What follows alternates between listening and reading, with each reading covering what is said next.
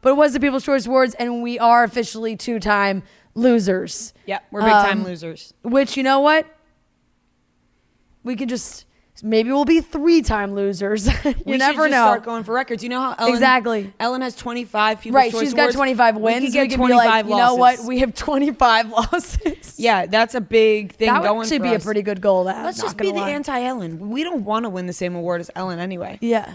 Well, you caught us right after the People's Choices. So the People's Choices. You caught us right after the People's Choice Award, so it's a good time. We were not chosen, and Noah was especially not chosen. Yeah. Noah was especially not. Let's just get out in front of it. Emma Chamberlain won Pop Podcast. Yep. I'm a big Emma Chamberlain fan. This is the thing. So she could not be unlikable if she tried. No, she's great. I'm a big fan of her. She's so cool. And she doesn't give a fuck. Like, she doesn't care about this at all. And she went, like, the video she submitted being like, thanks guys, like, and it was so funny because like she hates award shows. Also in the video she's like, yeah, just don't tell, like, nobody tell them to listen to the episode where I talk about how much I don't like award shows. Right. Meanwhile, that's how awesome it is that she can still pull out a win. Meanwhile, we're literally begging for this. We're begging for it. That's okay. We're so thirsty for the People's Choice. Yeah. But I'm a big Emma Chamberlain fan, so I'm actually happy that we lost to her because I respect her so much. I watch all her videos. Very cool. I listen to her podcast. Her podcast has some great advice on there. Like, I'm not gonna lie. Yeah. I love it. We should have known. We should have known. We should have known. We got bamboozled. Fool me once, fool me twice. Shame on us. We knew. We knew beforehand because from talking to other people, we knew that if we knew we were going to win, we would have known before the show even started. And for some reason, we still kept our hopes up that there was a chance. And it just, everybody knows beforehand. If you win, you're told, your manager knows, someone would have been notified, and we would have known that we had won.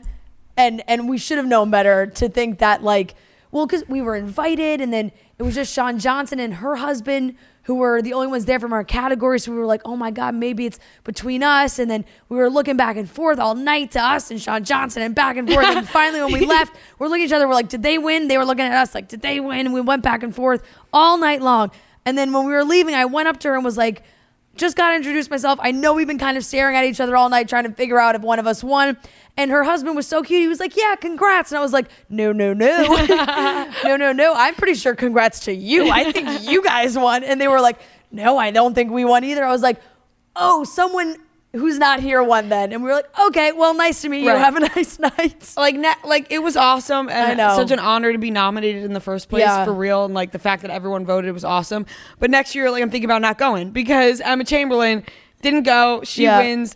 Although, like I said, she deserves it, which is awesome. But it was really funny. I just will never give up the opportunity to walk the red carpet. If I would actually sign up for 10 plus more years of losing if I knew I got to walk the carpet every single time. The red carpet's cool. Honestly. Seeing the pictures is just surreal. You're like, oh my God, that's what like celebrities and famous people look like. And then you see us on there, you're like, whoa. And we made it. Like, so we were in photo roundups. Yes, like fashion roundups. The photographers actually took our picture. Right. They were told us to pose. They told us to hit our marks. They took individuals. They took us as groups. Like, we were like, feeling ourselves. Although I didn't.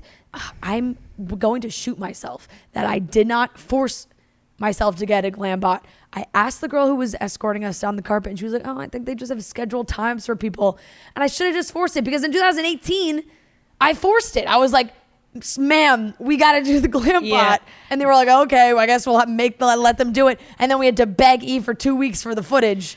They really pull you in. They really make you believe you're special. Like when we showed up, they were like, they started whispering when we got there. I was like, oh, they're whispering that like maybe we won. And then idiots. And then we're such idiots. And then we walked down the carpet and they're like, you stand here. No, let me get the front of the dress. And they're changing their lenses. Over the shoulder. Over the shoulder now. I give them a wave like I'm fucking Britney Spears. I'm like thinking I'm the absolute shit. They really paid attention to us. They really made us feel special. I should have known when the guy told me to turn around and went, black suit, back one more. Like, it was like, I didn't have a name. Right, It's like black jacket. No, but like, oh, me? They treated us like they were gonna wife us and they were just banging us one night and letting us go. That's really what that was. Yeah, but we were one night stands. The thrill of the carpet is still really great. I also want to give a massive shout out to Rachel Lindsay. She was working the carpet. No one wanted to speak to us. No. Because, they're like, we don't know who they are. So, like all the outlets that are there interviewing people, no, it's fine. We understand that totally fair. But Rachel, she's so sweet. She was like, yeah, of course. Let us come over. She did a little interview, talked to us. It's like, Rachel, that was very nice. Thank you so much. And the girl who was helping us was like, after we did that, she goes, you guys don't speak Spanish, do you? And I was like, no, You speak Russian? We don't. It was like, yeah, so I guess the only other outlet that potentially wanted to interview us would have been in Spanish. That is so funny. But here's the thing, while I'll back up like Barstool fans, Chicks in the Office fans in general. And this is just to hype us up for a second. Why are you laughing?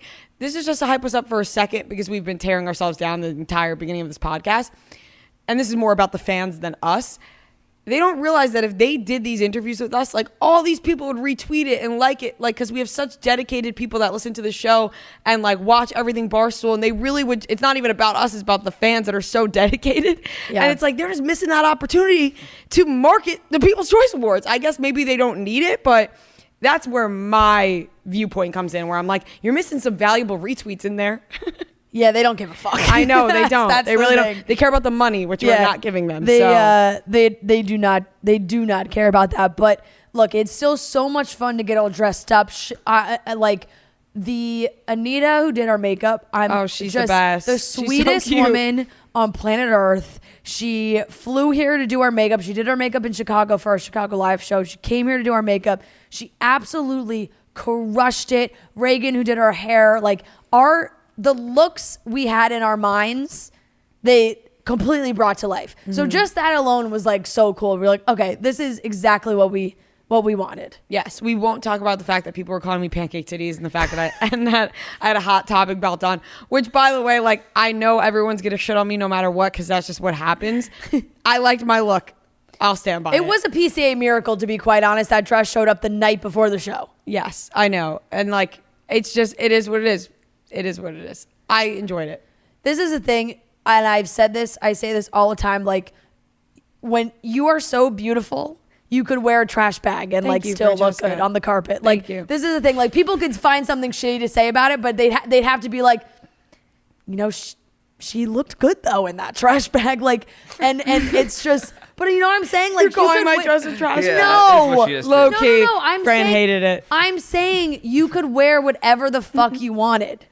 And still look good. No, that's what I meant. I think that we both wore what we wanted to wear. Yes. Fran hated my dress, and it was kind of I funny. did not hate your dress. No. Her reaction to my dress was like kind of funny. We could address it. It was funny. We have very different styles. Exactly. I liked it, so I think that's all that matters. Exactly. And when I got that dress originally, like, I was like, people are not going to like this, but I like it, so I guess that's all that counts. Exactly. I was just laughing at what some people were saying, but that's just the way it goes, obviously. That is time. The way it goes. And also, I would be saying that about other people too. So yeah. We were talking about with Kelsey, like judging other people's looks. Like, that's just what happens. Right. So, yeah, exactly. But we still had a great time. And Noah, you just didn't get in.